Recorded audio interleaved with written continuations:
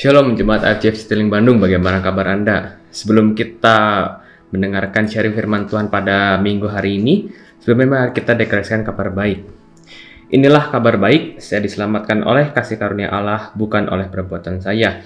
Saya dibenarkan, saya diubahkan, dan saya diberkati di dalam Dia.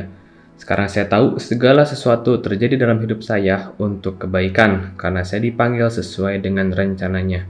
Bersama kita hidup untuk kemuliaan Allah. People is our mission, connect with God and make disciples, greater destiny.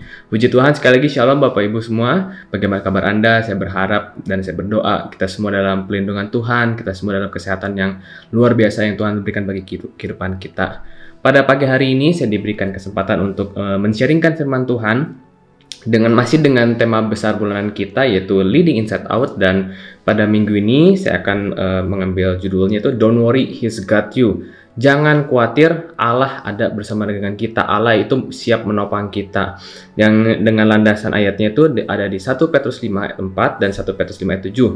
1 Petrus 5 ayat 4. Maka kamu apabila Gembala Agung datang, kamu akan menerima mahkota kemuliaan yang tidak dapat layu. 1 Petrus 5 ayat 7. Serahkanlah segala kekhawatiranmu kepadanya, sebab Ia yang memelihara kamu. Dan di sini saya mengambil juga ada satu terjemahan lain dari Amplified Bible. Casting all your cares, all your anxieties, all your worries, on all your concerns, once and for all, on Him. For He cares about you with deepest affection and watches over you very carefully. Di sini kita bisa melihat bahwa di dalam bahasa Indonesia mungkin sebab Ia yang memelihara kamu secara simpel, tapi kalau lihat dalam terjemahan lain itu Tuhan itu memperhatikan kita dengan sangat penuh perhatian. Tuhan itu sangat mempedulikan kehidupan kita. Maka dari itu, jika kita ingin memimpin, khususnya kita ingin memimpin kehidupan kita sendiri, kita harus sadari bahwa Allah ini ada bersama dengan kita. Allah ini ada bersama dengan kita, menguatkan kita. Dan mungkin saudara-saudara juga tahu ya, salah satu penyanyi terkenal di Amerika yang bernama Alicia Keys. Di sana waktu dia pernah menuliskan lagu If I Ain't Get You. Siapa yang di sini nggak tahu lagu itu yang begitu terkenal?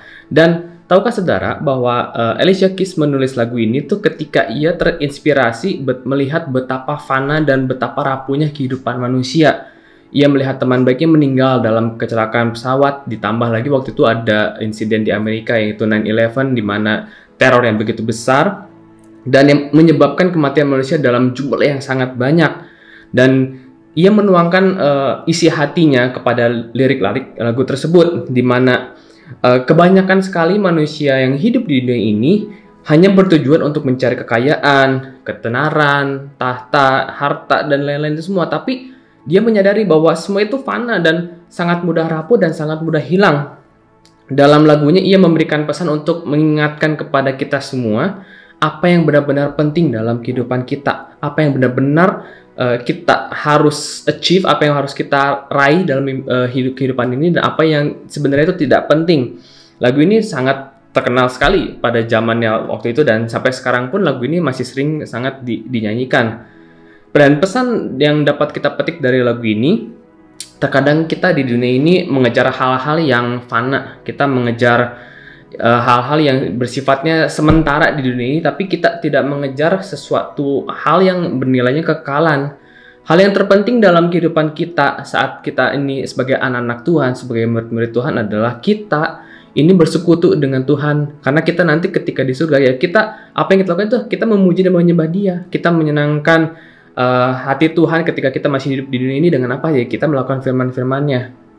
Dan seringkali banyak sekali dalam kehidupan yang sekarang ini, di zaman ini, orang-orang itu sangat, sekali lagi tadi saya katakan, ingin memiliki harta, ingin memiliki semuanya, ingin memiliki kedudukan, ingin memiliki tahta, ingin terkenal di mana-mana, ingin dihargain. Dan memimpin atau posisi memimpin ini kadang-kadang sekarang ini menjadi satu media, suatu cara untuk mendapatkan itu semua. Jadi orang ini memimpin dengan tujuan yang salah. Dia ingin mendapatkan sesuatu tahta, suatu kuasa supaya dia bisa memerintah orang lain, supaya dia bisa memiliki segalanya. Itu menjadi konsep yang salah pada kehidupan saat ini. Tuhan tidak menginginkan hal seperti itu. Ketika hal ini, harta, tahta, dan kendaraan itu diinginkan banyak orang karena dianggap kalau saya punya ini semua itu dapat mempengaruhi semuanya, bisa mempengaruhi semua kehidupan saya, bisa mempengaruhi semua orang yang ada di sekitar saya, seperti rasa hormat, seperti orang lain bisa kagum kepada dia, sangat-sangat menghormati dia, dan ini yang menyebabkan orang ini menjadi gila hormat kadang-kadang. Sebaliknya ketika orang ini, manusia, tidak mendapatkan ketiga hal ini, dia akan merasa dirinya tuh rapuh, dia akan merasa dirinya gagal, dia akan kehilangan identitas diri yang sebenarnya, bahkan ya bisa sampai stres, bisa sampai mungkin bunuh diri dan sebagainya. Itu hal sampai ekstrimnya. Dan hal-hal seperti itu kadang-kadang sudah kebanyakan menular kepada kehidupan kekristenan kita. Kadang-kadang dari banyak kita sebagai manusia juga kadang-kadang terlintas mungkin pikiran kita juga sama seperti itu. Dan di sini kembali pada pagi hari ini Rasul Petrus mengingatkan kita bahwa apa yang paling penting sih dalam kehidupan kita, bukan kefanaan dunia yang sementara, bukan sesuatu, karena semua hal yang di dunia ini adalah sementara sifatnya, namun kekalahan bersama Tuhanlah yang harus kita raih, yang menjadi prioritas utama kita. Ketika kita terfokus kepada Tuhan, ketika kita hanya ingin mencari sesuatu yang kekal bersama dengan Tuhan, otomatis kehidupan kita ini Tuhan akan menyediakan, Tuhan akan mencukupkan segala apa yang kita butuhkan. Otomatis kehidupan kita ini dipimpin oleh Tuhan, dan kita ini bisa memimpin diri kita sendiri itu dengan bantuan hikmat daripada Tuhan, dan sungguh kita bisa menjadi pemimpin yang luar biasa. Dari hal seperti ini kita tuh tidak hanya harus mencari hal-hal yang jasmani. Kita memang butuh uang, kita memang butuh materi-materi yang ada di dunia ini, tapi jangan fokus kepada hal yang sementara itu. Kita harus memfokuskan juga kepada sisi rohani kita. Kita ini harus bersekutu terus dengan Tuhan. Bagaimana caranya kita bisa memimpin kehidupan kita kalau kita tidak meminta hikmat daripada Tuhan? Karena Tuhanlah yang sudah merancangkan semua yang terbaik itu bagi kehidupan kita. Dan di sini Tuhan itu sudah memberikan kasih karunia-Nya kepada kita dari sisi rohani itu, yaitu apa? Mahkota yang diberikan Allah bagi setiap kita, anak-anak percaya yang menghidupi panggilannya Tuhan dengan segenap hati dan melakukannya. Bukan hanya kita mendengar, bukan hanya kita mengerti, tapi kita melakukan firman-Nya.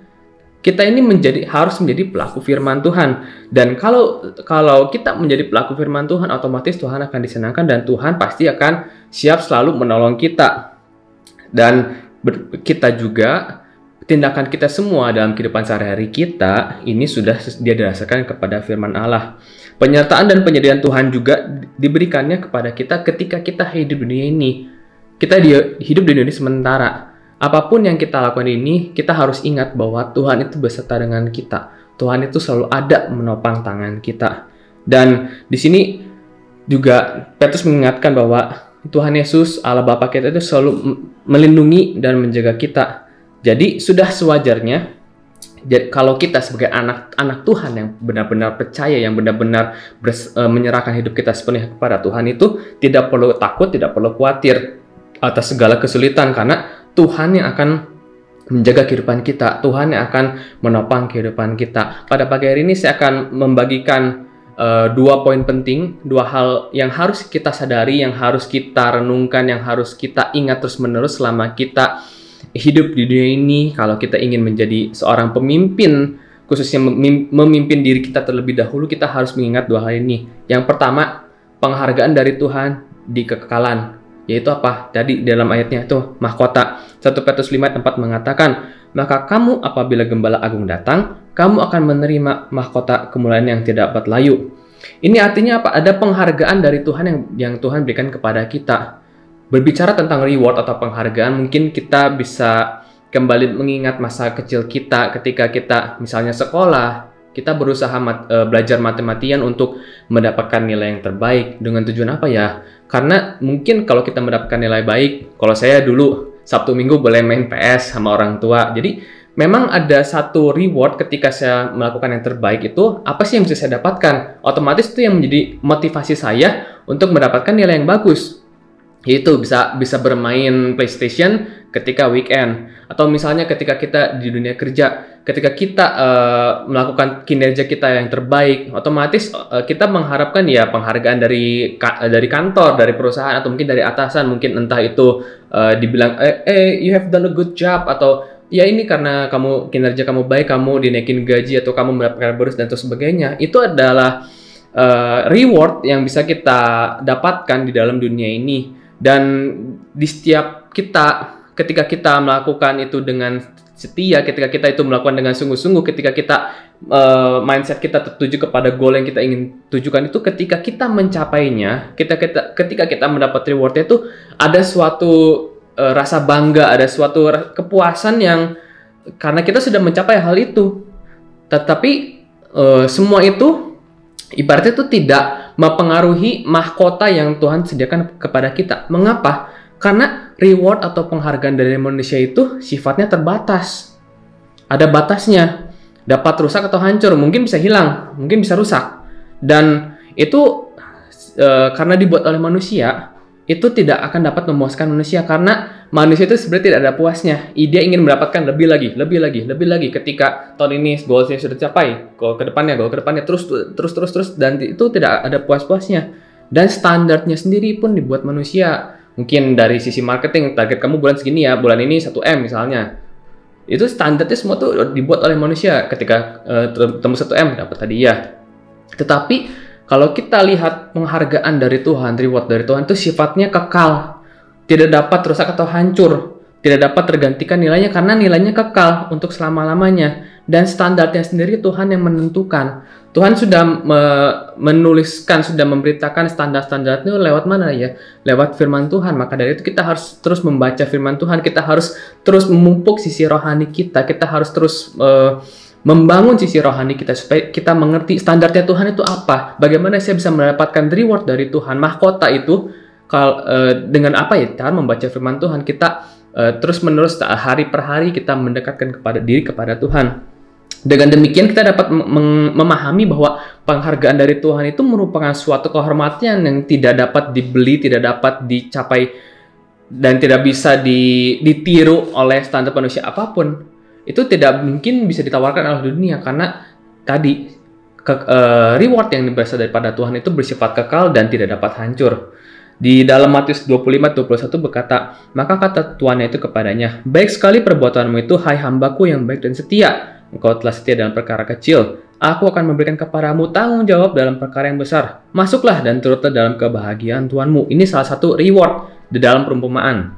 Dan dalam Kolose 3 ayat 23-24 dikatakan, apapun yang kamu perbuat, perbuatlah dengan segenap hatimu seperti untuk Tuhan dan bukan untuk manusia. Kamu tahu bahwa dari Tuhanlah kamu akan menerima bagian yang ditentukan bagimu sebagai upah. Kristus adalah Tuhan dan kamu adalah hambanya. Di sini kita bisa melihat bahwa ketika kita melakukan segala sesuatu yang ada di dunia ini, kita ini harus mendasari semua apa yang kita lakukan, apa yang kita pikirkan, apa yang kita rencanakan itu didasarkan dengan kebenaran firman Tuhan.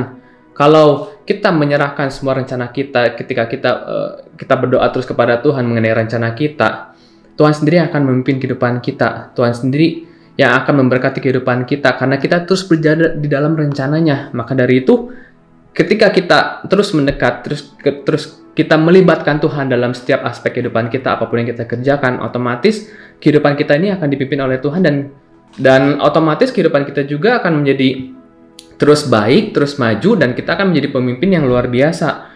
Di dalam perjanjian baru itu mahkota surgawi itu ada 5 yang disebutkan. Yang pertama yang diberikan kepada orang percaya, yang pertama itu adalah mahkota yang abadi, yang kedua adalah mahkota kehidupan, yang ketiga adalah mahkota kemegahan, mahkota kemuliaan, dan mahkota kebenaran. Ya, untuk mahkota abadi mungkin saudara-saudara mungkin bisa lihat nanti di 1 Korintus 9 ayat 24-27, di mahkota kehidupan itu di Yakobus 1 ayat 12, mahkota kemegahan di 1 Tesalonika 2 ayat 19, mahkota kemuliaan di 1 Petrus 5 ayat 2-4, dan mahkota kebenaran itu dari 2 Timotius 4 ayat 7-8. Dan mengapa dianalogikan dengan kata mahkota? Kata Yunani yang diterjemahkan sebagai mahkota itu berasal dari kata Stefanos, yang memiliki makna itu lambang kebangsawanan, yang artinya itu tidak bisa dimiliki oleh siapapun. Dan ini merupakan hadiah dalam suatu permainan atau simbol kehormatan pada umumnya. Kita tahu dalam perjanjian baru juga dianalogikan bahwa kehidupan kita ini seperti kita dalam lomba pelarian, dan itu nanti ketika kita mencapai garis finish sudah selesai, kita akan mendapatkan suatu mahkota kemuliaan, suatu mahkota yang menunjukkan bahwa kita adalah orang yang lebih daripada pemenang. Mahkota ini juga memang digunakan pada pertandingan Yunani kuno sebagai kehormatan untuk para pemenang. Kehormatan alat ini juga digunakan sebagai kiasan dalam perjanjian baru supaya menunjukkan bahwa ini adalah imbalan surga yang berasal daripada Allah Bapa yang dijanjikan kepada orang-orang yang setia. 1 Korintus 9 ayat 24 sampai 25 nanti saudara bisa baca, itu menjelaskan dengan sangat baik, dengan sangat detail bahwa bagaimana mahkota-mahkota tersebut diberikan. Lebih jelasnya, saya ingin mendalami tentang mahkota kemuliaan di dalam 1 Petrus 5 ayat 4. Maka kamu apabila Gembala Agung datang, kamu akan menerima mahkota kemuliaan yang tidak dapat layu. Kata kemuliaan di sini, kamu akan menerima mahkota kemuliaan. Kemuliaan di sini adalah yang merujuk pada sifat Allah dan tindakannya. Kata ini melibatkan kemegahan dan kecemerlangan Tuhan yang sangat luar biasa. Kata ini juga berarti apapun yang kita raih di dunia ini, segala puji, segala hormat, kita ini harus berikan kepada Allah, karena Allah sendiri yang sudah memberikan semuanya itu kepada kita. Jadi ketika kita mendapatkan pujian, ketika kita mendapatkan reward di dunia ini, kita harus sadari bahwa semuanya ini merupakan kasih anugerah daripada Tuhan. Karena bukan karena kekuatan kita, karena Tuhan yang memampukan kita, karena Dia dan siapa Dia yang sudah memberikan kekuatan kepada kita. Para orang-orang percaya sangat diberkati karena bisa masuk ke dalam kerajaan-Nya untuk menerima mahkota kemuliaan, untuk menerima keserupaan dengan Kristus sendiri, karena dasar image kita adalah kita ini segambar dan serupa dengan Tuhan. Seperti yang Paulus katakan, sebab aku yakin bahwa penderitaan zaman sekarang ini tidak dapat dibandingkan dengan kemuliaan yang akan dinyatakan kepada kita. Itu dalam Roma 8 ayat 18. Jadi ketika kita mengalami semua penderitaan yang sama di dunia ini, kita mengalami semua masalah yang sama, khususnya ketika kita mengalami pandemi sekarang ini, badai kita sama. Tapi kita harus fokus kepada Tuhan, bahwa kemuliaan yang nanti kita dapatkan, reward yang Tuhan telah sediakan bagi kita ini, itu tidak ada artinya apa-apa dengan penderitaan yang kita alami pada sekarang ini. Ketika kita taruh mindset kita seperti itu, ketika kita benar-benar menyerahkan kehidupan kita, ketika kita fokus kepada penghargaan Tuhan yang bersifat kekal, otomatis kehidupan kita ini akan terus dibaharui, kita akan terus dikuatkan, kita akan terus ada sukacita dan damai sejahtera yang bersama dengan kita, sehingga kita bisa melewati semua itu dengan baik. Dan perlu diketahui bahwa mahkota-mahkota yang Tuhan telah sediakan bagi kita ini juga diberikan itu kepada para gembala yang menggembalakan. Bukan hanya mereka yang notabene itu gembala, bukan hanya yang memiliki posisi gembala, tapi kepada semua murid Tuhan, semua orang Kristen yang walaupun secara notabene tidak memiliki jabatan gembala, pendeta, atau pastor, yang sudah memang dalam ibarat itu sudah memang menggembalakan orang.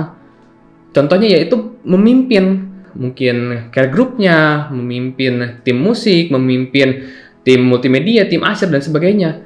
Notabene mereka tidak memiliki jabatan sebagai seorang pendeta atau seorang gembala, tapi mereka sudah menggembalakan domba-domba Tuhan. Mereka sudah menjadi seorang pemimpin. Otomatis ketika kita memimpin mereka dengan benar, dengan dasar yang Tuhan berikan kepada kita, itu Tuhan juga akan disenangkan dan Tuhan akan memberikan mahkota kemuliaan itu kepada kita. Itu yang pertama, penghargaan dari Tuhan itu di kekekalan.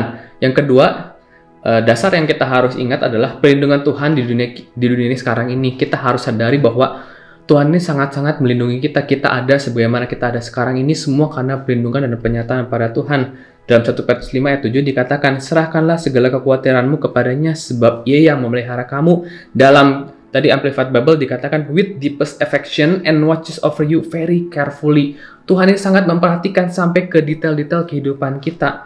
Tuhan tahu bahwa dalam perjalanan kehidupan kita ini, kita akan mengalami ada masa-masa kesulitan yang akan kita jumpai dengan segala kekhawatiran yang kita hadapi. Mungkin dalam sekarang ini kita ada khawatir, itu sesuatu yang normal. Karena memang kita masih manusia, kita tidak sempurna, dan kita hidup di dalam dunia ini, kita penuh dengan masalah. Sebagai pemimpin, mungkin permasalahan kita lebih banyak karena ya beban pemimpin memang lebih besar. Dan masalahnya juga pasti kompleks karena permasalahan pribadi kita, permasalahan pribadi seorang pemimpin ditambahkan dengan permasalahan-permasalahan dari setiap individu yang dia pimpin. Itu pasti seorang pemimpin itu permasalahannya banyak, permasalahannya pasti agak berat gitu ya. Dan ini terkadang juga bisa mengakibatkan kita stres, membuat hati kita down, pikiran kita down, beban tambahan, dan sangat menjadi lelah.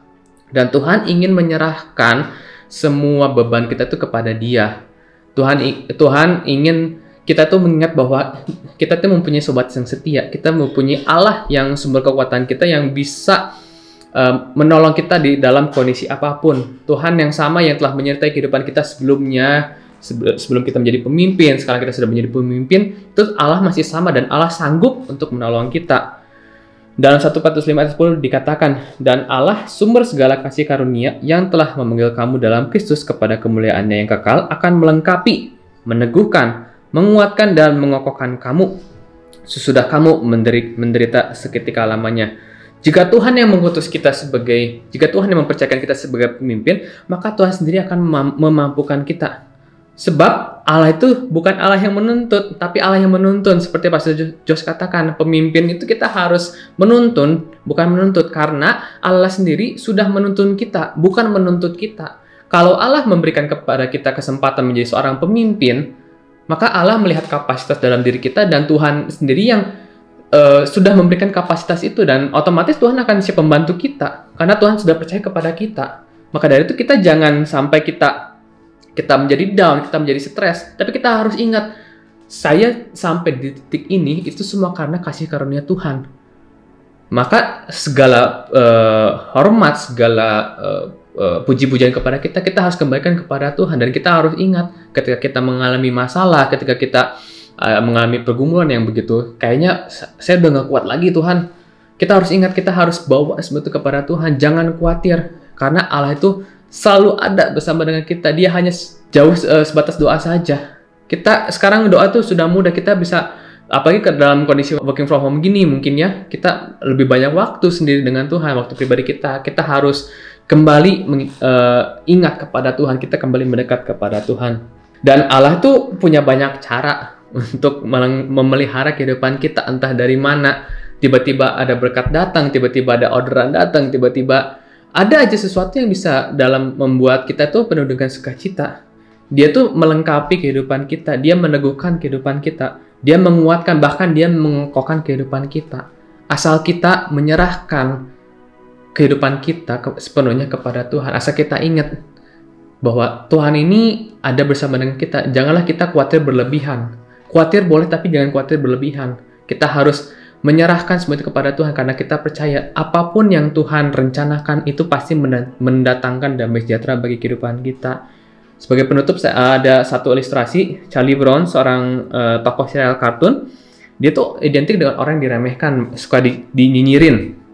Dan mungkin karena dia juga selalu menganggap dirinya demikian. Dan dalam satu kisah digambarkan ia sedang membangun sebuah rumah untuk burung pipit. Dan di situ ada yang bernama seorang wanita bernama Lucy, dan dia suka menyinyir. Dan dia berkata, Charlie mengatakan, aku membangun untuk burung pipit, karena dia sudah membangun rumah tadi. Lalu Lucy menyahut, untuk burung pipit tidak ada seorang pun yang membangun rumah untuk burung pipit. Lalu Charlie Brown menjawabnya, namun aku melakukannya. Aku selalu membela burung yang lemah. Tidak ada yang memperhatikan burung pipit yang kecil itu, tetapi Charlie Brown membangun rumah dan memperhatikan burung kecil itu. Sama seperti Yesus, Allah Bapa dalam kehidupan kita. Dia ini sangat memperhatikan kehidupan kita. Mungkin kita pikir kita ini kecil, kita ini tidak ada siapa-siapanya. Kita nggak ada yang peduli dengan kita. Tapi kita harus mengingat bahwa dia ini menembus segala macam tembok tradisi. Dia menembus cara halangan-halangan itu sudah tidak ada pembatas lagi. Supaya dia tuh menolong kita, dia tuh memperhatikan kita tanpa memandang ras apapun, tanpa memandang etnis apapun, suku apapun tuh Tuhan tidak pandang. Dia datang untuk menjadi sama seperti kita semua dan membayar dosa-dosa kita dengan cara mati di atas kayu salib supaya kita menerima anugerah keselamatan yang begitu luar biasa. Ketika seekor burung pipit jatuh, Allah Bapa memperhatikannya. Namun dia jauh lebih memperhatikan kita sebagai anak-anaknya, sebagai murid-murid Tuhan. Tuhan memberikan kepada kita kesempatan selama kita hidup di dunia ini untuk melakukan tugas dan tanggung jawab kita. Bukan hanya untuk kita mendapatkan hasil, kita mendapatkan berkat saja, tapi kita juga harus membagikan berkat itu supaya kita bisa mendapatkan suatu reward kemuliaan, suatu reward yang kekal yang Tuhan sediakan bagi kehidupan kita.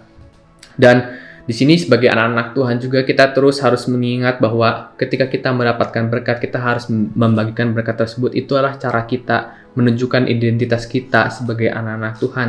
Kita harus memberikan contoh sebagai pemimpin, di mana Yesus telah memimpin kehidupan kita otomatis cara kita memimpin teman-teman kita, cara kita memimpin orang lain juga harus sama seperti Yesus telah meneladankan kepada kita. Ia rela berkorban, ia rela memberikan segalanya untuk kita sebagai anak-anaknya, sebagai anak-anak Tuhan yang sudah dewasa.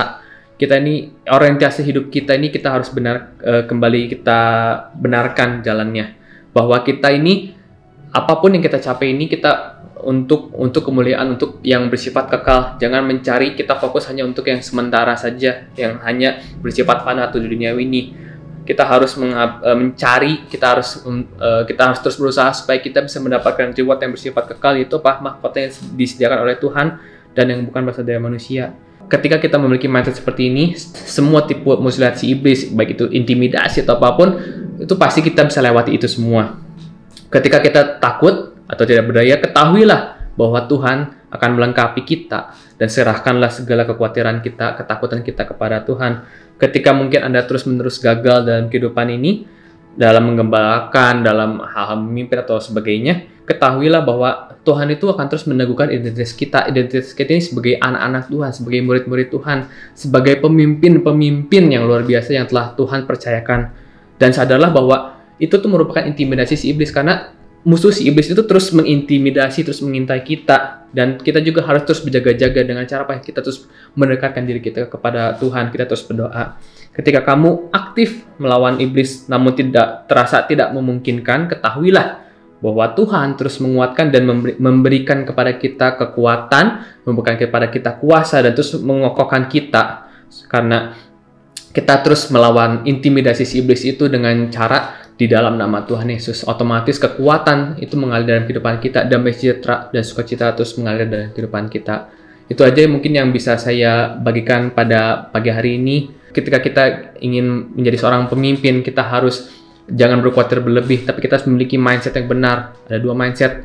Penghargaan, kita harus sadari bahwa penghargaan yang kita kejar ini adalah penghargaan yang kekal, bukan yang bersifat sementara atau duniawi. Dan ketahuilah bahwa perlindungan Tuhan di dunia ini sangat-sangat ada, dan Tuhan itu selalu ada untuk kita, dan Tuhan itu selalu menguatkan bagi kita.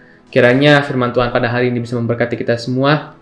Mari kita berdoa. Bapa dalam surga, Bapa dalam nama Tuhan Yesus, terima kasih Tuhan atas berkat firman-Mu yang telah Kau berikan pada pagi hari ini, Bapa, di mana Engkau telah memberikan kepada kami Tuhan suatu kuasa, suatu otoritas supaya kita bisa menjadi pemimpin, Bapa. Terus berikan kepada kami juga Tuhan hati yang mau mendengar, berikan kepada kami juga Roh Kudus-Mu, supaya Roh Kudus-Mu sendiri Bapa yang memimpin kehidupan kami, sehingga sungguh Tuhan kami boleh menjadi pemimpin yang luar biasa Tuhan, dan segala puji, segala hormat yang kami terima ini semuanya itu Tuhan hanya untuk berbagai dalam muji Bapa, karena kami percaya Tuhan Engkau memampukan kami ini semua Tuhan, itu semua karena berkat dan kasih anugerah daripada-Mu saja Bapa. Terus pelengkapi kami Bapa.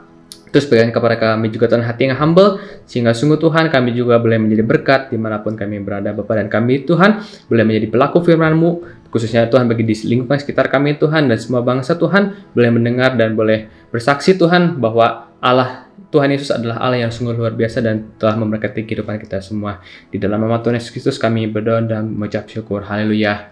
Amin. Shalom.